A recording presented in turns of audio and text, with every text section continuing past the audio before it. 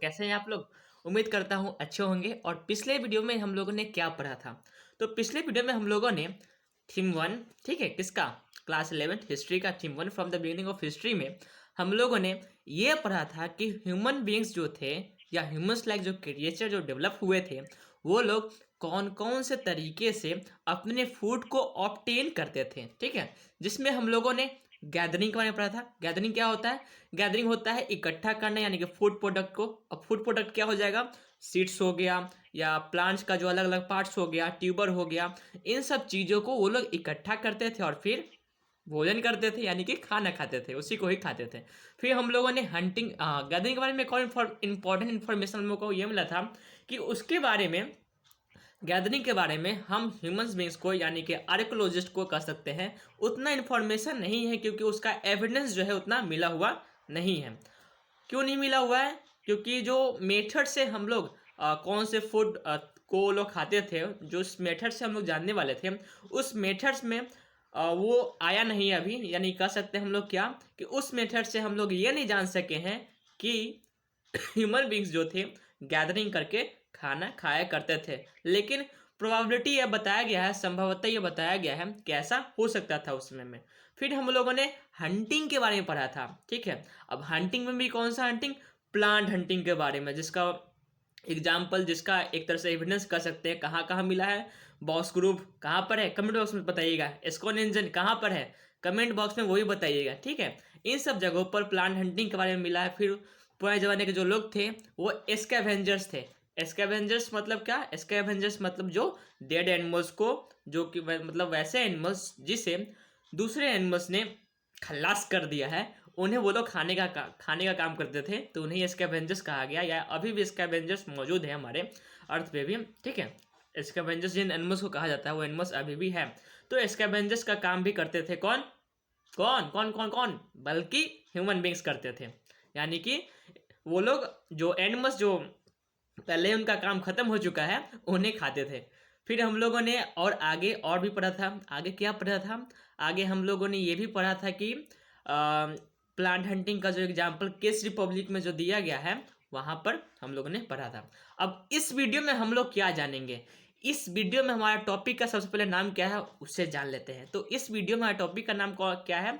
इस वीडियो में हमारे टॉपिक का नाम है ये, क्या? Early humans from trees to caves and open air sites, ठीक है। ये रहा हमारा आज का टॉपिक का नाम। तो चलिए करते हैं हमारी चर्चा की शुरुआत। We are on surer ground when we try to reconstruct the evidence for the patterns of residence. One way of doing that is plotting this distribution of artifacts, ठीक है। यानी कि जब आर्कोलॉजिस्ट, ठीक है, आर्कोलॉजिस्ट या हिस्टोरियंस कहिए, वो लोग जब ये पता लगा रहे थे कि ह्यूमन बींग्स जो है वो कैसे रहते थे, यानी कि कहाँ पर रहते थे, ठीक है, उनके रेसिडेंस यानी कि रहने वाले जगह का पता लगा रहे थे, तब वो लोग श्योर थे एक चीज़ पर। क्या है वो चीज़ या क्या वो फैक्टर? वो फैक्टर है डिस्ट्रीब्यूशन ऑफ आर्टिफैक्ट्स। यानी कि जहाँ पर आर्टिफैक्ट्स का मात्रा ज़्यादा है, वहाँ पर जाहिर सी बात है उस जगह पर ह्यूमंस बींग्स जो है रिपीटेडली यानी कि बार बार विजिट करते थे। अब बात यहाँ पर यह भी है कि आर्टिफैक्ट्स का मतलब क्या होता है? तो आर्टिफैक्ट्स का मतलब होता है वो इंस्ट्रूमेंट्स या वो थिंग्स जिसे ह्यूमन बींग्स द्वारा बनाया गया है। जैसे में टूल्स हो गया, जैसे में पेंटिंग्स हो गया, और जैसे में क्या हो सकता है वो आप खुद सोच लीजिए, ठीक है। तो एक फैक्टर क्या था? एक फैक्टर था डिस्ट्रीब्यूशन ऑफ आर्टिफैक्ट्स, यानी कि आर्टिफैक्ट्स का जो डिस्ट्रीब्यूशन है, अमाउंट है, वो कहाँ पर ज़्यादा है और कितना है। इसके आधार पर यह डिसाइड किया जा सकता था या डिसाइड किया जा सकता है कि ह्यूमन बींग्स या तो वहाँ पर रहते थे और नहीं तो ह्यूमन बींग्स वहाँ पर बार बार बार बार विजिट किया करते थे। जैसे में फॉर एग्जांपल, एक मिनट, फॉर एग्जांपल यहाँ पर thousands of flag tools and hand axes have been excavated at Kilomba and Olgergisel in Kenya. Okay, these finds are dated between 7 lakhs and 5 lakhs years ago. यानी कि thousands यानी कि हजारों की मात्रा में फ्लैग टूल्स या एक्सेस का, फ्लैग टूल्स मतलब कौन सा टूल्स? वो टूल्स जो कि ह्यूमन बींग्स द्वारा बनाया गया था, ठीक है, उन्हीं को फ्लैग टूल्स कहा गया है। और हैंड एक्सेस, ठीक है, इन सब हैंड एक्सेस मतलब कुल्हाड़ी कहते हैं ना, जो हैंड्स यूज करते हैं उसी को हैंड एक्सेस बोलते हैं। तो इन सब चीज़ों का जो है, इन सब चीज़ों का जो अमाउंट है वो थाउजेंड्स में यानी कि हजारों की संख्या में मिली है। कहाँ पे? कोलंबिया में एंड ओल्गर गिस्सेल में, ठीक है, जो कि केन्या में है। और ये जो फंड्स, ये फंड्स नहीं मतलब ये जो इंस्ट्रूमेंट जो मिला है, इसका जब डेटिंग किया गया तो मालूम चला है कि ये कितना साल पुराना है। ये 7 लाख से लेके 7 लाख नहीं, हाँ यही 7 लाख ही है। ये 7 लाख से लेकर 5 लाख साल तक पुराना है। तो समझ लीजिए ये लोग कितना पुराना चीज़ है, ठीक है। और आगे बढ़ते हैं और चीज़ों को आसानी से समझते हैं। हाउ डिस अब यहाँ पर ये बताया गया है कि how did this tools accumulate in one place. एक मिनट थोड़ा सा और जूम कर लेते हैं। How did this tools accumulate in one place. It is possible that some places where food resources were abundant were visited repeatedly. यानी कि यहाँ पर ये क्वेश्चन एक पूछा गया हम लोगों से कि ये टूल्स जो है, जो अभी फ्लैग टूल्स के बारे में हम लोग पढ़े, ठीक है, या और भी जो टूल्स है, वो टूल्स सब एक जगह पर एकत्रित कैसे हुआ। क्वेश्चन तो बनता है ना कि भाई कहीं पर पृथ्वी पर कहीं पर जाओ तो वहां पर इतना अमाउंट में एक जगह पर इकट्ठा कोई टूल्स तो मिला नहीं, लेकिन यहाँ पर ही क्यों मिला ही तो क्यों मिला, ये क्वेश्चन बनता है। तो यहाँ पर आर्कोलॉजिस्ट का जवाब देते हुए ये बताते हैं कि इट इज़ पॉसिबल, ऐसा हो सकता है कि कुछ प्लेसेस जहाँ पर फूड रिसोर्सेज जो है वो ज़्यादा अमाउंट में होगा और इसीलिए वहाँ उस जगह को बार बार ह्यूमंस लाइक क्रिएचर्स के द्वारा या ह्यूमंस के द्वारा सॉरी विजिट किया जाता था, ठीक है। In such areas people would tend to leave behind traces of their activities and presence including artifacts। यानी कि उनका ये भी कहना है कि उन जगहों पर लोग जो है फिर से उस जगह को भूल ना जाए, क्योंकि वहाँ पर हो सकता है फूड रिसोर्सेज उन्हें अच्छा मात्रा में मिला होगा, तो उन जगहों को फिर से वो भूल ना जाए, और इसीलिए वो लोग अपना कुछ आर्टिफैक्ट्स वहीं पर छोड़ देते थे कि ठीक है बाद में जब भी आएंगे तो हमें मालूम चल जाएगा। The deposited artifacts would appear as patches on the landscape. The places that were less frequently visited would have fewer artifacts which may have been scattered over the surface। यानी कि यहाँ ये भी बताया गया है कि वैसा प्लेस जहाँ पर ह्यूमन बींग्स के द्वारा कम समय के लिए या बहुत ही कम बार विजिट किया जाता था तो वहाँ पर लेसर अमाउंट में आर्टिफैक्ट्स मिला है, और जहाँ पर बार बार ह्यूमन बींग्स के द्वारा उस जगह पर विजिट किया जाता था तो वहाँ पर ज़्यादा अमाउंट में आर्टिफैक्ट्स क्या हुआ है, मिला है। तो it is also important to remember that the same locations could have been shared by hominids, other primates and carnivores। Look at the diagram below to see how this may have worked। यानी कि sorry यहाँ पर यह भी बताया गया है कि एक सेम प्लेस जो है वो सेम प्लेस बार बार अलग अलग एनिमल्स के द्वारा क्या किया जाता था, बार बार अलग अलग एनिमल्स के द्वारा विजिट किया जाता था, ठीक है।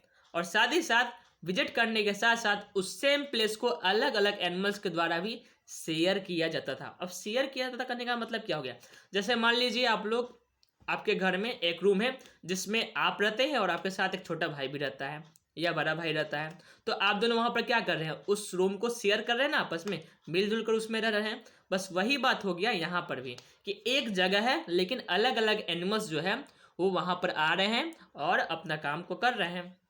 अब जैसे में यहाँ पर आप ये देख लीजिए, ये ट्री दिया हुआ है ना, इस जगह के बारे में बताया गया है, इस डायग्राम को देखिए तब आपको और अच्छा से समझ में आएगा। यहाँ पर बेसिकली क्या बताया गया है, यहाँ पर बेसिकली यही बताया गया है कि जो एक सेम प्लेस है, यानी कि एक मिनट, एक यहाँ पर ये जो है हाँ डिलीट, यहाँ पर जो है एक सेम प्लेस है, ये जो प्लेस है ये सेम प्लेस है, लेकिन इस सेम प्लेस को अलग अलग एनिमल्स के द्वारा शेयर किया जा रहा है, ठीक है। जैसे यहाँ पर आप होमिनिड्स देख सकते हैं, होमिनिड्स करेंगे, जैसे यहाँ पर आप कार्निवोर्स को देख सकते हैं, ठीक है, होमिनिड्स देख सकते हैं, ठीक, यहाँ पर फिर स्कैवेंजर्स को देख सकते हैं। तो यहाँ पर अलग अलग एनिमल्स तो है, लेकिन अलग अलग एनिमल्स जो है सेम प्लेस को यूज कर रहे हैं अपने नीड्स को फुलफिल करने के लिए। जैसे में कार्निवोर है जहाँ यहाँ पर बोन्स को कैरी कर रहे हैं, ठीक है, फिर यहाँ पर होमिनिड्स जो है वो भी बोन्स को कैरी कर रहे हैं, अब मान लीजिए उसी जगह पर मान लीजिए कभी फ्लड आ गया, तो फ्लड में जो भी बोन्स यहाँ पर लाया गया था कार्निवोरस के द्वारा, और उस बोन्स को फिर से बहाकर यहाँ पर वापस दूसरी जगह पर ले जाया जा रहा है। ठीक है, ऊपर से देखिएगा तो फिर यहाँ पर प्राइमेट्स जो है जो कि ट्री पर है उस कुछ खाकर फिर उसे ज़मीन पर गिरा रहे हैं। ठीक है, आउल जो है वो भी है, कुछ खा पर ज़मीन पर गिरा रहा है। तो यहाँ पर देख सकते हैं कि सेम प्लेस को जो है अलग अलग एनिमल्स के द्वारा शेयर किया जा रहा है अपनी नीड्स को फुलफिल करने के लिए। अब आगे बढ़ते हैं, इसको यहाँ हाँ, between 4 lakh and 1,25,000 years ago caves and open air sites began to be used। यानी कि लगभग 4 लाख से लेकर और 1,25,000 साल पहले की बात है कि केव्स और ओपन एयर साइट्स यानी कि लोग जो है पेड़ों से उतरकर और जमीन पर रहना शुरू कर दिए थे। अब भाई यहाँ पर बात ये भी है कि मैंने आपको पहले बताया था ग्लेशिएशन पीरियड के बारे में। ठीक है, उस पीरियड में आपको मैंने ये भी बताया था कि जो वैसे एनिमल्स जो कि सोसाइटी नहीं इन्वायरमेंट में जो चेंज हुआ है उसके अनुसार से अपने आप को ढाल न ले, अपने आप को बदल न ले, वैसे एनिमल सर्वाइव नहीं कर पा रहे थे और नहीं कर पाए थे, और जो एनिमल सर्वाइव किए थे वही फिर आगे बढ़े थे। जिसमें हम लोगों ने ये भी देखा था कि ऑस्ट्रेलोपिथेकस ग्रुप के जो एनिमल्स जो थे जो ज़्यादातर ट्री पर ही रहा करते थे, लेकिन जब ग्लेशिएशन पीरियड आया तो उस समय ट्री पर उन्हें रहना पॉसिबल नहीं हो पाया, उनका रहना पॉसिबल नहीं हो पाया, और फिर जाकर उनका जो अस्तित्व है वो ख़त्म ही हो गया। तो वही बात यहाँ पर भी है कि ग्लेशिएशन पीरियड आया था, तो ग्लेशिएशन पीरियड जब आया यानी कि चारों तरफ पूरा बर्फ ही छा गया, पूरा पृथ्वी जो है बर्फ से ही ढक गया। तो लोगों ने क्या किया, लोगों ने ट्रीज को छोड़कर और केव्स में रहना यानी कि गुफाओं में रहना शुरू कर दिया, या खुली आसमान में भी रहना शुरू कर दिया। ठीक है, अपने जरूरतों के अनुसार।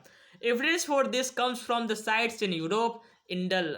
अब एविडेंस इसका क्या है, कहाँ पर है, तो एविडेंस इसका है यूरोप महादेश के यानी कि यूरोप कंटिनेंट के अलग अलग जगहों पर। ठीक है, अलग अलग साइट्सों पर। अब आगे बढ़ो। हाँ, in the Lazaret cave in southern France a 12 into 4 meter shelter was built against the cave wall। Okay, अब एक केव का नाम बताया गया है, कौन सा केव है, ये लजारेट केव है जो कि कहाँ पर है, सदर्न फ्रांस में है। वहाँ पर ये बताया गया है कि एक 12 into 4 मीटर का एक शेल्टर जो है, ठीक है, वो बनाया गया था।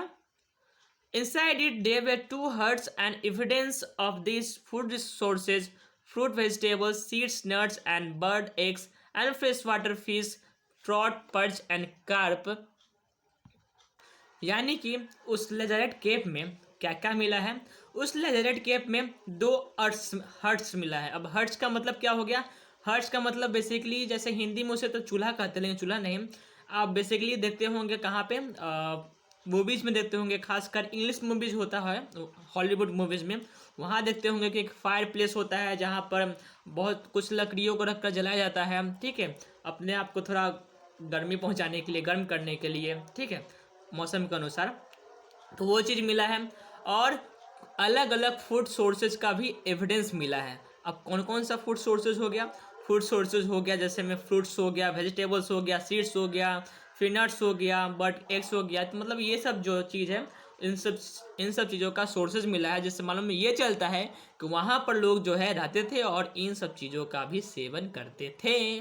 फिर at another site, Terra Amata on the coast of southern France, filmy shelters with roof of wood and grasses were built for short-term seasonal basis।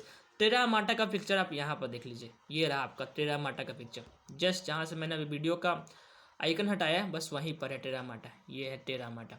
तो यहाँ पर ये बेसिकली ये बताया गया है कि टेरा अमाटा जो है वो भी एक केव ही है। ठीक है, वो भी एक केव ही है, जहाँ पे जिसे वहाँ वो भी एक शेल्टर है। कौन सा शेल्टर है, वो भी एक शेल्टर है जहाँ पर लोग जो है रहते थे, आते थे और सीजनल बेसिस पे यानी कि सीजन में कभी कभी आए और यहाँ पर ठहरते थे, जो कि किससे बना हुआ है, जो कि जिसका जो रूफ है वो ग्रासेस से बना हुआ है या वुड्स से बना हुआ। रूफ मतलब ऊपर जो छत वाला पार्ट हो गया ना, जैसे ये वाला पार्ट, तो वो जो है ग्रासेस से बना हुआ है, नहीं तो वुड्स से बना हुआ है। ठीक है, और यहाँ पर सीजनल बेसिस पर लोग जो है आया करते थे। Pieces of baked clay and burnt bone along with stone tools dated between 1.4 and 1 millions years ago have been founded at Chesowanja, Kenya and Swartkrans, South Africa. अब यहाँ पर एक और चीज ट्विस्ट वाला बात यहाँ पर ये बताया गया है कि क्ले जो है, ठीक है, पीसेज ऑफ बेक्ड क्ले, यानी कि क्ले जो है उसका जो वन फॉर्म में जो होता है वो, फिर बोन जो है जो कि कैसा हो, जला हुआ बोन्स, ठीक है, कुछ स्टोन टूल्स है वो भी बर्न हुआ है, ठीक है, इन सब चीज़ों का जो है इन सब चीज़ों का जो अवशेष है, पीसेज है, वो मिला है, ठीक है। कहाँ कहाँ मिला है, वो मिला है बेसिकली अफ्रीकन कंटिनेंट में। वो जगह का नाम हो गया चेसोवांजम, केन्या, स्वर्तक्रैंस, साउथ अफ्रीका। इन सब जगहों पर इन सब चीज़ों का बर्न हुआ क्ले का, बोन का, स्टोन का पीसेज मिला है, ठीक है, जिसका डेटिंग किया गया तो मालूम चला है कि ये 1.4 से लेके 1 मिलियन ईयर्स पहले का है। अब इससे क्या होता है, बस इससे कुछ क्वेश्चन एराइज होता है। क्या क्वेश्चन होता है उसे समझिए, पहले जानिए, फिर आंसर ढूंढेंगे हम लोग मिलकर। Were these the result of a natural bushfire और volcanic eruption? क्या ये बर्न हुआ जो क्ले मिला है या बोन मिला है या स्टोन मिला है, ठीक है, इन सब चीज़ों का जो अवशेष मिला है, वो अवशेष हमें क्या बताता है, वो अवशेष क्या हमें ये बताता है कि वो हो सकता है उसमें वोल्केनिक इरप्शन हुआ होगा, और इसी के कारण जो है इसी के कारण ये है कि वो लोग जल गया, यानी कि वो सब चीज़ जो है वो जल गया। और were they produced through the deliberate control use of fire, या क्या लोगों ने फायर का यूज करना सीख लिया था, बिल्कुल बारीकी से फायर का यूज करना सीख लिया था। We do not really know. अब यहाँ पर हम लोग कंफ्यूज हो गए, आर्कोलॉजिस्ट भी कंफ्यूज हो गए। क्या आर्कोलॉजिस्ट भी कंफ्यूज हो गए कि क्या यह सच में ह्यूमन बींग्स ने फायर का यूज करना सही से सीख लिया था, या क्या उस समय वोल्केनिक इरप्शन हुआ होगा जिसके कारण ये सब चीज़ जो है वो जल गया। अब सच में सीख लिया था या नहीं वो हम लोग समझते हैं आगे। बस उसी का पार्ट हमारा बताया गया है, उसी का आंसर जो है वो बताया गया है हमारा कहाँ पे, बस नेक्स्ट पैराग्राफ में। तो hearths on the other hand are indications of the control use of fire, यानी कि फायर प्लेस, ठीक है, या चूल्हा कर लीजिए, एक तरह से हिंदी में समझना है तो चूल्हा कर लीजिए। यानी कि जब चूल्हा में जब कुछ लकड़ियों को डालकर या फायर प्लेस पे या चिमनी कर सकते हैं, जहाँ पे कुछ लकड़ियों को डालकर और फिर जलाया जाता है, ठीक है, बर्न किया जाता है। इससे हम लोग क्या समझ रहे हैं, इससे हम लोग ये समझ रहे हैं कि अच्छा लगता है अर्ली ह्यूमंस ने फायर्स का सही से यूज करना सीख लिया था, तभी तो वो लोग हर्ट्स में जाकर फिर जो भी उर्स हो गया या जो भी चीज़ हो गया उससे जला पा रहे थे, ठीक है।